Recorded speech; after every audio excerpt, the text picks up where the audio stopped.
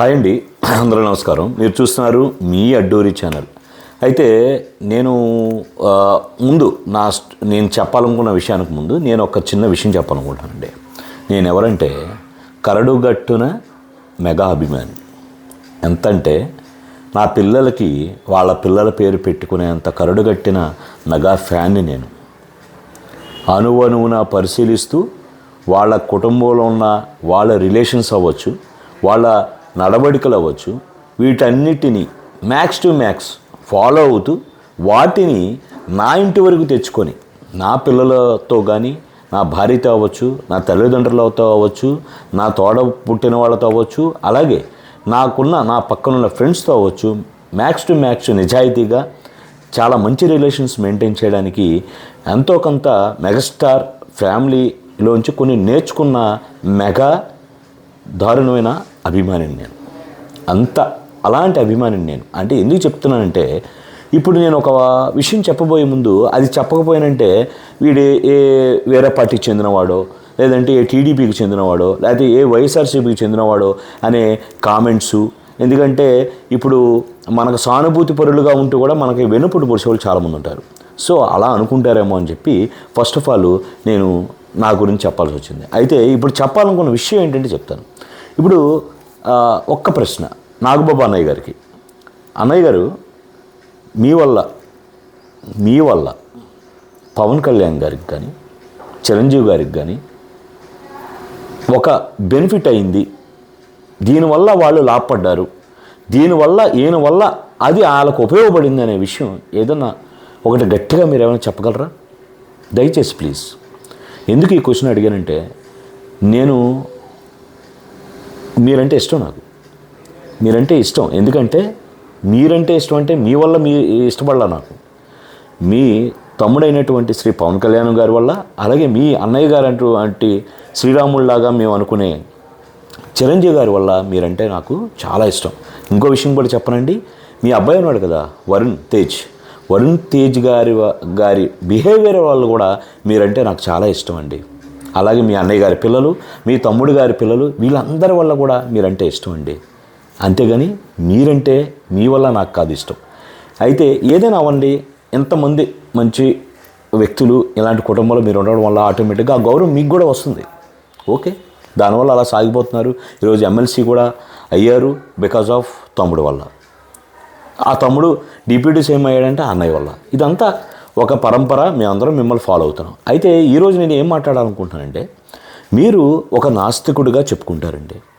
అంటే అలాగే ఇప్పుడు ఇంకోటి, మీకు సంబంధం లేని మీకు సంబంధం లేదని అనండి, మీరు సమాజం పట్ల ఒక ఎమ్మెల్సీగా ఒక బాధ్యతాయుతమైన ఒక రెస్పాన్సిబుల్ పర్సన్గా ఉన్నారంటే మాట్లాడాలి. Okay, well and good. కానీ మీరు నిన్న ఏదైతే మన శివాజీ గారు మాట్లాడిన విషయాల మీద మీరు ఏదైతే మాట్లాడారో దాన్ని కూడా నేను తప్పు పట్టట్లేదండి. ఏదైతే ఆయన సామాన్లు గేమాలు అన్నాడో దాన్ని కూడా నేను తప్పు పట్టలేదండి. చాలా తప్పండి ఆ మాటలు మాట్లాడడం. అయితే మీరు ఏదైతే కొన్ని మాటలు మాట్లాడారో మగజాతి గురించి మాట్లాడుతూ వచ్చారు, అలాగే వన్ సైడెడ్గా మాట్లాడారు. మీరు ఇంకో ఉదాహరణలు చాలా చెప్పుకుంటూ వచ్చారు. ఆ ఉదాహరణలకి ఇక్కడ జరిగిన దానికి అసలు సంబంధం లేకుండా మాట్లాడారని చెప్తాను. మీరు సపోర్ట్ చేయగాక, కాకపోతే అక్కడ మీరు ఎవరిని సపోర్ట్ చేస్తున్నారు అనే విషయం కూడా గుర్తుపెట్టుకోండి సార్.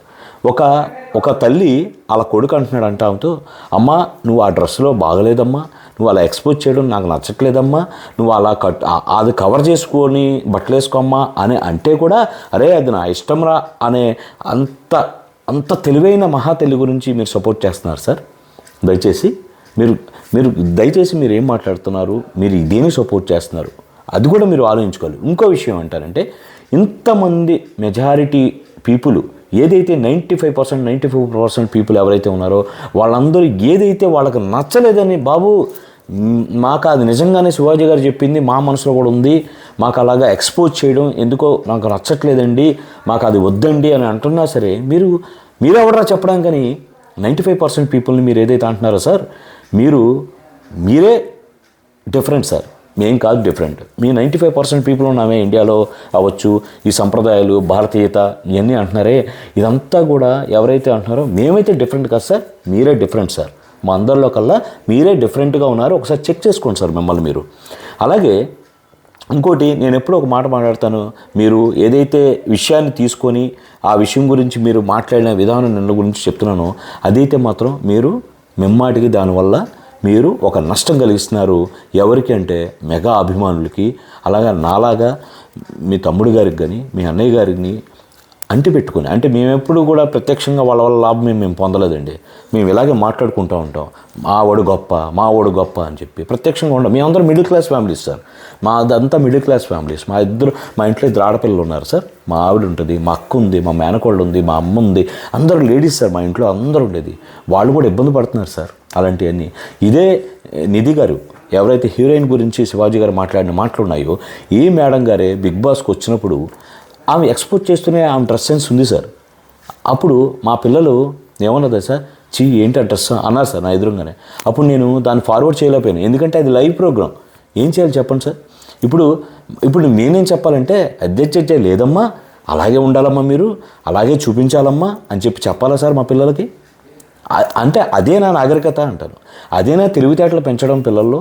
అంటే మేము పిల్లలకి ఏం చెప్పాలంటే, ఇప్పుడు ఎలా అయిపోయిందంటే సార్ మీరు చెప్పేది, ఎవరైతే నాస్తికులుగా ఉంటారో, హిందుత్వాన్ని పర్టికులర్గా తిడతా ఉంటారో, అలాగే బోల్డ్నెస్ని ఎంకరేజ్ చేస్తుంటారో, ఎక్స్పోజింగ్ని ఎంకరేజ్ చేస్తుంటారో, కడ్రాయిల మీద తిరగమని ఎవరైతే ఎంకరేజ్ చేస్తుంటారో, చున్నీలు తీసి తిరగండి అని ఆడపిల్లని ఎవరైతే ఎంకరేజ్ చేస్తారో, వీళ్ళందరూ కూడా సమాజంలో చాలా తెలివైన వాళ్ళుగా మీరు క్రియేట్ చేయాలని చూస్తున్నారు సార్.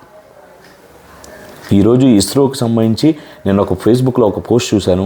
అక్కడున్న ఎవరైతే టీమ్ ఆఫ్ లేడీస్ ఉన్నారో వాళ్ళందరూ ఈరోజు ఎంత అచీవ్మెంట్స్, రీసెంట్గా ఒక ప్రయోగం చేసి ఎంత సక్సెస్ఫుల్గా అయ్యారు. వాళ్ళందరూ టీమ్ ఆఫ్ లేడీస్ చీరగట్టుతో ఎంత ఉన్నతంగా ఉన్నారు సార్. వాళ్ళు తెలివితేటలు కలిగిన వాళ్ళ కాదా సార్ మీ దృష్టిలో?